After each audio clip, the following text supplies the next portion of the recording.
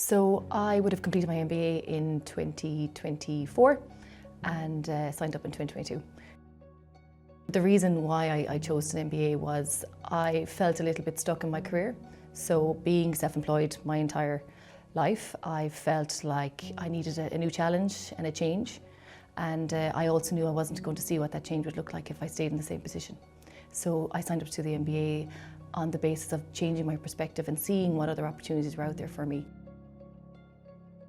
Well, there's a great saying that if you want something done, ask a busy person. So I knew it would be a challenge and I knew it would be hard to find the time, but it's like anything else, you just make room for it, okay? Certain things are sacrificed, but I always say, like, if you're gonna look after things, you know, family first and career and job, and I think the one thing you can let go is the house. So my house certainly was not clean and tidy during the MBA process.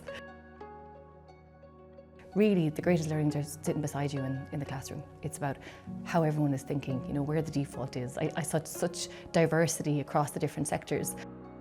What I really got from the MBA was a change in perspective. So being self-employed for so long and having your own business, I didn't have that compare and contrast that you would have in a large multinational, for example. So sitting in the classroom during the MBA process certainly gave me an insight into how others think, what their default go-to is. The course program is very much so driven around project work and working together as a team.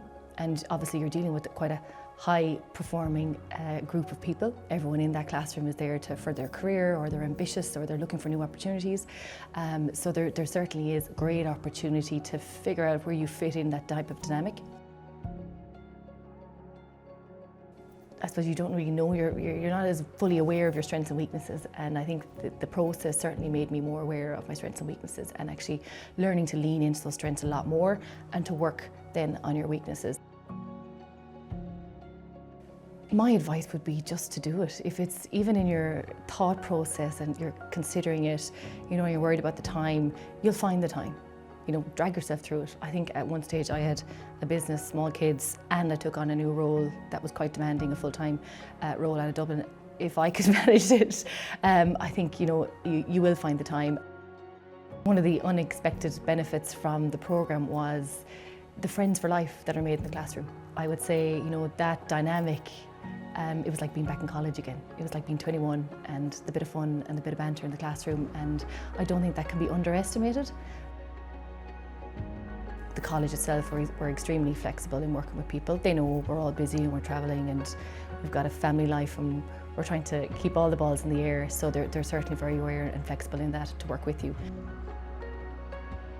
One of the big advantages of the programme is getting out of the weeds and into the helicopter and looking down on the business in a different way and seeing what direction it needs to go in and seeing the wood from the trees, essentially. And I think for a lot of small businesses, you know, you become everything within that business, and sometimes it is hard to stay out of the weeds. So the MBA programme gave me that new perspective.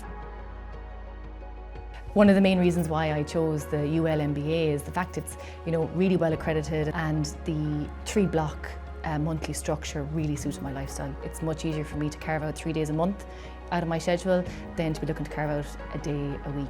So that was one of the big box ticked for me. My only regret is I didn't start it 10 years ago.